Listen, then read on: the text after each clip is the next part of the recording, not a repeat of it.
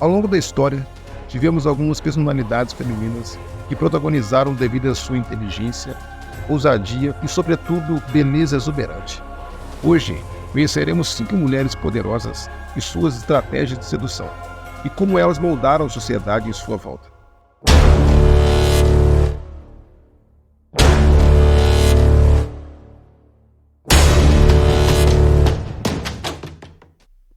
Cleópatra. Cleópatra nasceu em 69 a.C. e foi o último faraó da dinastia Ptolomaica, no Egito Antigo. Ela nasceu em Alexandria, uma das principais cidades do Egito Ptolomaico.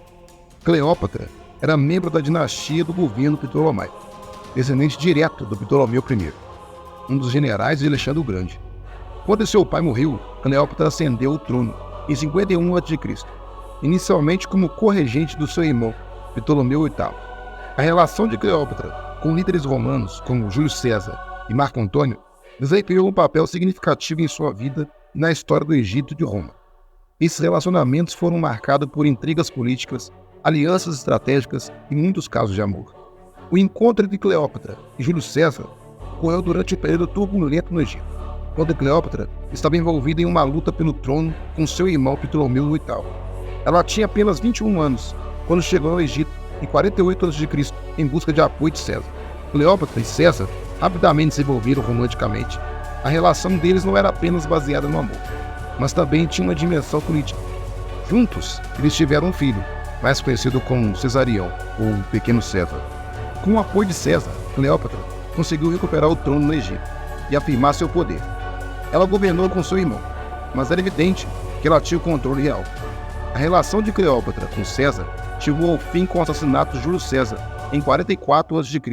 Cleópatra voltou ao Egito, mas logo viu que precisava forjar alianças com o novo líder romano, Marco Antônio, para proteger seus interesses.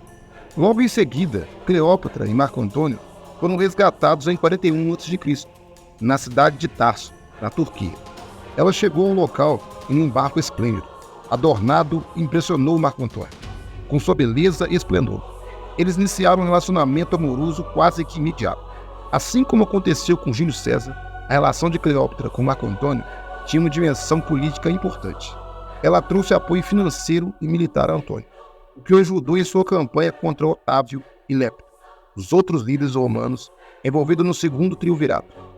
Cleópatra e Marco Antônio tiveram 3 filhos.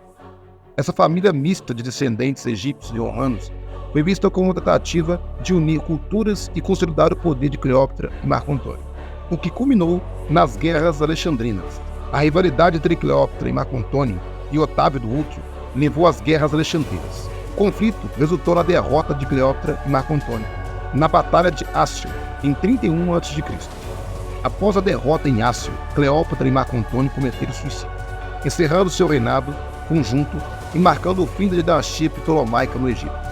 A relação de Cleópatra com líderes romanos contribuiu para a transformação do Egito em uma província romana, mas sua influência perdurou na história e na cultura por séculos. Cleópatra continua a ser lembrada como uma das figuras mais icônicas e intrigantes da antiguidade. E a segunda da lista, não menos importante, é a Madame de Pompadour, a queridinha da França do século XVIII. Madame de Pompadour, cujo nome de batismo era Jeanne Antoinette Poisson, foi uma figura proeminente na corte do rei Luís XV, na França, no século XVIII.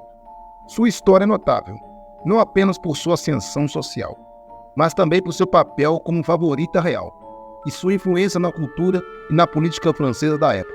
Jeanne Antoinette Poisson nasceu em 29 de dezembro de 1721, em Paris, na França, em uma família de classe média. Ela recebeu educação refinada e mostrou desde cedo talento para música, dança e literatura. Aos 19 anos, em 1741, ela se casou-se com Charles-Guillaume Lenormand de Charles. Comente aí embaixo se a pronúncia estiver errada.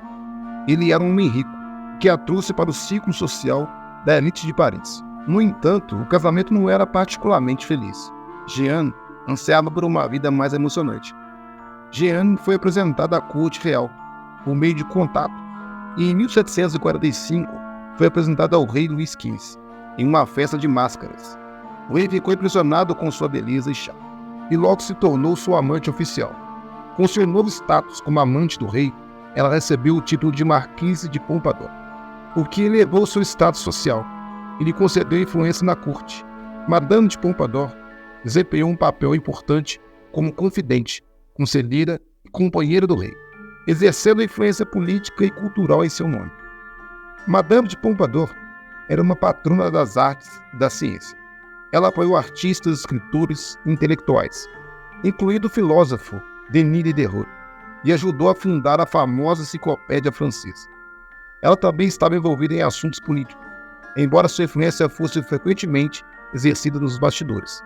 Ela defendia diplomacia e alianças estratégicas favoráveis à França. Durante seu tempo como favorita, ela desempenhou um papel importante na decoração do Palácio de Versalhes, contribuindo para o design e estilo na corte. A influência de Madame Pompadour começou a declinar à medida que sua relação com o rei se desgastava e novas amantes surgiam. Ela manteve seu título e posição até 1752, mas sua influência política direta diminuiu. Em 1764, Madame de Pompadour morreu de tuberculose. Sua morte afetou profundamente o rei, que lamentou sua perda. Madame de Pompadour é lembrada como uma das mulheres mais influentes da corte de Luís XV e uma das favoritas mais famosas da história. Seu patrocínio às artes e à cultura deixou um legado duradouro na França, contribuindo para o florescimento das artes e da filosofia durante o período conhecido como Iluminismo. Sua história é frequentemente contada como exemplo notável de alguém de origem modesta que ascendeu à corte real, conquistou a confiança do rei e deixou uma marca indelével na cultura e na política de sua época. Mata Hari. A história de Mata Hari, cujo nome verdadeiro era Margareta Gertrude Zellen, é um conto de espionagem, sedução e tragédia durante a Primeira Guerra Mundial. Ela se tornou famosa como uma das espiãs mais notórias da história, mas também é lembrada por sua trágica queda. Mata Hari nasceu em 7 de agosto de 1876, em Lee Valley, nos Países Baixos. Ela cresceu em uma família de classe média e teve uma educação razoavelmente boa. Aos 18 anos, ela se casou com um oficial do exército colonial holandês, Rudolf MacLeod, e se mudou para as Índias Orientais Holandesas, a atual Indonésia, onde teve 2 filhos. O casamento de Mata Hari com MacLeod foi tumultuado e eles se separaram em 1902. Ela retornou à Europa, onde começou a se apresentar como dançarina exótica, cortesã, adotando o nome artístico Mata Hari, que significa olho do dia, em malaio. Mata Hari rapidamente se tornou uma sensação na Europa, com suas performances e danças exóticas, que incluíam roupas reveladoras e movimentos sedutores. Ela dançava em grandes cidades como Paris, Berlim, Viena, onde encantava audiências de elite. Além de sua carreira de dançarina, Mata Hari também se tornou uma figura procurada em círculos aristocráticos, como cortesã de alto nível, conquistando relacionamentos com homens ricos e poderosos. Durante a Primeira Guerra Mundial, a Europa estava mergulhada no conflito. Mata Hari foi acusada de espionagem. Embora ela tenha negado as acusações, o serviço de inteligência francês suspeitaram que ela estava trabalhando como espiã para os alemães. As autoridades francesas prenderam Mata Hari em fevereiro de 1917, sob suspeita de passar informações para os alemães. Ela enfrentou um julgamento altamente divulgado. O julgamento de Mata Hari foi controverso e, em última instância, ela foi considerada culpada e condenada à morte por fuzilamento. Em 15 de outubro de 1917, Mata Hari foi executada por um pelotão de fuzilamento em Vincennes, nos arredores de Paris. Sua execução foi um evento amplamente divulgado e provocou controvérsias, com muitos acreditando que ela foi condenada injustamente. Ao longo dos anos, a imagem de Mata Hari como uma espiã sedutora e misteriosa cresceu. Sua vida foi romantizada e inspirou obras de ficção, filmes e músicas. No entanto, a verdade sobre o grau de seu envolvimento de espionagem ainda é debatida pelos historiadores. Alguns argumentam que ela era uma espiã dupla, enquanto os outros acreditam que ela era, na melhor das hipóteses, uma figura periférica à espionagem da Primeira Guerra Mundial. A história de Mata Hari continua a intrigar e fascinar as pessoas como um exemplo de como a espionagem e a sedução se entrelaçam na história da Primeira Guerra Mundial, deixando um legado de mistério e tragédia. Wallis Simpson. A história de Wallis Simpson é marcada por um escândalo de amor que abalou a monarquia britânica e teve um impacto duradouro na história do Reino Unido. Willis Walford Simpson nasceu em 19 de junho de 1896 em Blueworth Summit, na Pensilvânia, nos Estados Unidos. Ela cresceu numa família de classe média e enfrentou desafios financeiros durante a sua juventude. Wallis se casou 2 vezes antes de se tornar mundialmente famosa. Seu primeiro casamento terminou em divórcio e o segundo terminou em morte do seu marido, Ernest Simpson. Foi nesse período que ela conheceu o príncipe Eduardo, futuro rei Eduardo VIII do Reino Unido. Willis Simpson conheceu o príncipe Eduardo em 1931, enquanto ele ainda era príncipe de Gales. O príncipe estava em um casamento infeliz com sua esposa, a futura rainha Maria, e estava atraído por Willis. O relacionamento de Willis e Eduardo evoluiu rapidamente, e eles se tornaram amantes. A relação causou um escândalo na sociedade britânica, uma vez que Wallis era uma mulher divorciada e o rei Eduardo VIII era o chefe supremo da Igreja da Inglaterra, que tradicionalmente não aceitava o divórcio. A relação de Wallis com o príncipe a levou a ser o centro da atenção da mídia. A sua presença na vida do rei provocou uma crise institucional na Grã-Bretanha. A relação entre Wallis Simpson e o príncipe Eduardo levou à abdicação do trono britânico por parte do rei. Eduardo VIII estava disposto a se casar com Wallis, mas o governo britânico e a Igreja da Inglaterra se opuseram ao casamento do rei com uma mulher divorciada. Em dezembro de 1936, apenas 11 meses após a sua coroação, o Eduardo VIII abdicou do trono. Em um discurso emocionante pelo rádio, ele declarou que não poderia cumprir seus deveres como monarca sem a ajuda do apoio da mulher que o ama. O irmão de Eduardo, o Duque de York, se tornou o rei Jorge VI, e a relação de Wallis com Eduardo a impediu de se casar com ele. O casal se casou em uma cerimônia discreta em 1937, depois que Wallis obteve seu segundo divórcio. Após o casamento, o Duque e a Duquesa de Windsor viveram em um exílio voluntário na França e posteriormente nos Estados Unidos. Eles foram amplamente excluídos da vida oficial da família real britânica.